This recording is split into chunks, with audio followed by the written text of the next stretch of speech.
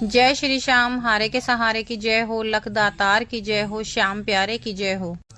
दोस्तों, सावन का पावन महीना चल रहा है और यह महीना भगवान शिव की भक्ति, पूजा और साधना के लिए विशेष माना जाता है। आज का उपाय बहुत ही सरल है, लेकिन इसे करते समय आपकी श्रद्धा और भावना सबसे ज्यादा महत्वपूर्ण है। आज हम पीपल के पेड़ की जड़ में 3 अलग अलग दीपक जलाएंगे और इस पूरे उपाय को बाबा खाटू श्याम का स्मरण करते हुए करेंगे। अगर आपके जीवन में कोई काम लंबे समय से रुका हुआ है, घर में पैसों को लेकर परेशानी रहती है, परिवार में बार बार तनाव होता है, मन किसी चिंता से परेशान रहता है, या आपकी कोई ऐसी मनोकामना है जिसे आप लंबे समय से पूरा होते देखना चाहते हैं, तो सावन में श्रद्धा के साथ यह उपाय जरूर कर लेना। लेकिन उससे पहले दोस्तों, अगर अभी तक आप लोगों ने हमारे चैनल को सब्सक्राइब नहीं किया है तो हमारे चैनल को सब्सक्राइब करके बेल आइकन को जरूर प्रेस कर लें, ताकि आने वाली वीडियो का हर नोटिफिकेशन सबसे पहले आप तक पहुंच सके।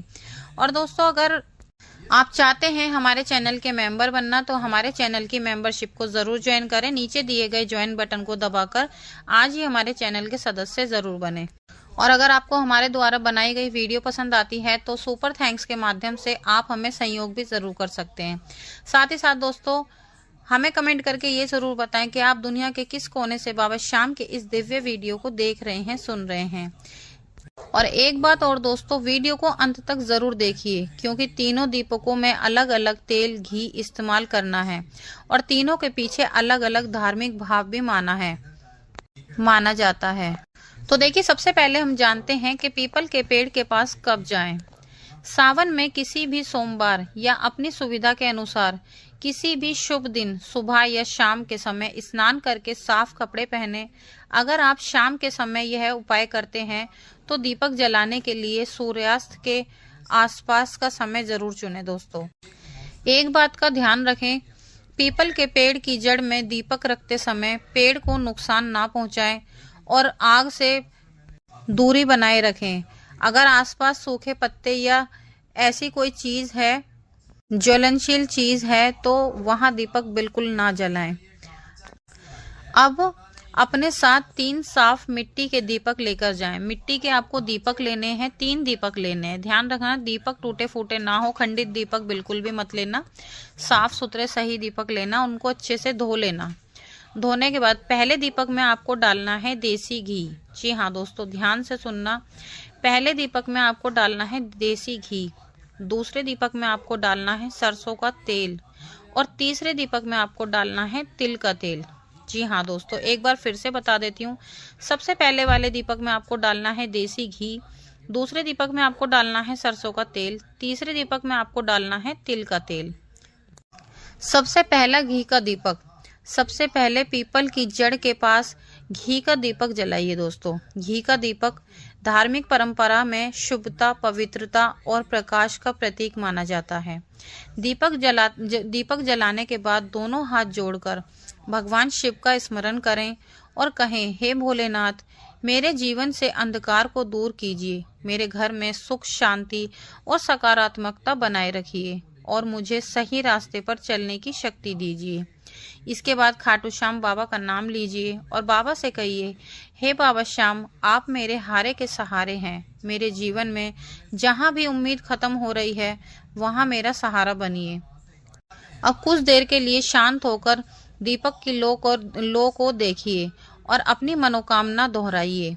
अब दूसरा सरसों के तेल का दीपक, अब दूसरे दीपक में सरसों का तेल डालकर उसे भी जलाइए। धार्मिक मान्यताओं में सरसों के तेल का दीपक नकारात्मकता और बाधाओं से मुक्ति की प्रार्थना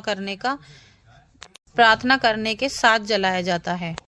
अगर आपके जीवन में कोई भी परेशानी बार बार सामने आ रही है,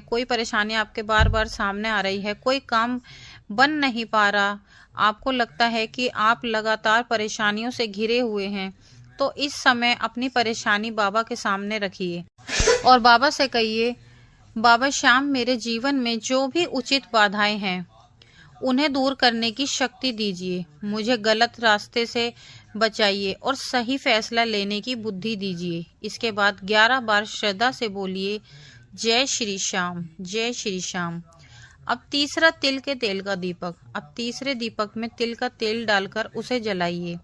तिल के तेल का दीपक भी हिंदू धार्मिक परंपराओं में विशेष माना जाता है और इसे बाधाओं या शनि संबंधी प्रार्थनाओं के साथ जोड़ा जाता है। दीपक जलाते समय मन में अपने परिवार की सुख शांति की प्रार्थना करें।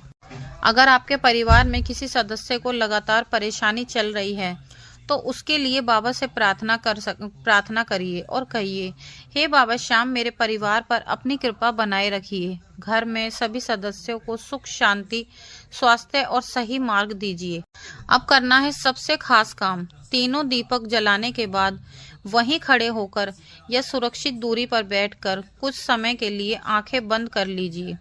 पहले भगवान शिव का ध्यान कीजिए और 11 बार ओम नमः शिवाय का जाप कीजिए। फिर बाबा श्याम का ध्यान कीजिए और 11 बार ओम श्री श्याम देवाय नमः का जाप कीजिए।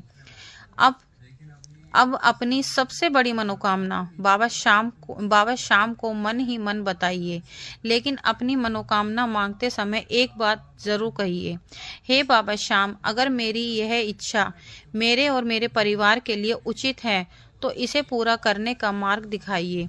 अगर इसमें मेरे लिए कोई नुकसान है तो मुझे उससे बचाकर सही रास्ता दिखाइए। यह प्रार्थना बहुत ही सुंदर है क्योंकि इसमें हम अपनी इच्छा के साथ भगवान की इच्छा को भी स्वीकार करते हैं। बाबा से अपनी परेशानी खुलकर कहिए। दोस्तों, भगवान के सामने अपनी बात रखने के लिए आपको कोई बड़े बड़े मंत्र याद करने की जरूरत नहीं है। आप बाबा से अपने शब्दों में बात कर सकते हैं। जैसे आप अपने घर के किसी बड़े से अपनी परेशानी बताते हैं, उसी तरह से बाबा से कहिए, बाबा मैं बहुत परेशान हूँ, मुझे समझ नहीं आ रहा कि मैं क्या करूं, मेरे लिए सही रास्ता खोल दीजिए, मेरे परिवार की रक्षा कीजिए और मुझे इतनी शक्ति दीजिए कि मैं अपनी परेशानियों का सामना कर सकूं। फिर कुछ देर के लिए बिल्कुल शांत रहिए और अपने मन को विश्वास दिलाइए कि परेशानी चाहे कितनी भी बड़ी हो, आपको घबराकर गलत रास्ता नहीं अपनाना है। आपको अपने कर्म करते रहना है, बाबा श्याम का नाम लेते रहना है। इस उपाय को करने के बाद अब आपको क्या करना है, दीपक पूरी तरह से सुरक्षित तरीके से जलने दें और उन्हें बुझाने की जल्दबाजी बिल्कुल भी ना करें। पीपल के पेड़ के आसपास सफाई रखें और पेड़ को किसी भी तरह का नुकसान ना पहुंचाएं। अगर आप चाहें तो उस दिन किसी जरूरतमंद व्यक्ति को अपनी क्षमता के अनुसार अन्न या भोजन का दान जरूर कराएं। दोस्तों, दान करते समय अपने मन में कहिए, हे प्रभु, मेरे घर में अन्न और सुख शांति हमेशा बनी रहे और मैं जरूरतमंदों की मदद करने योग्य बनी रहूं।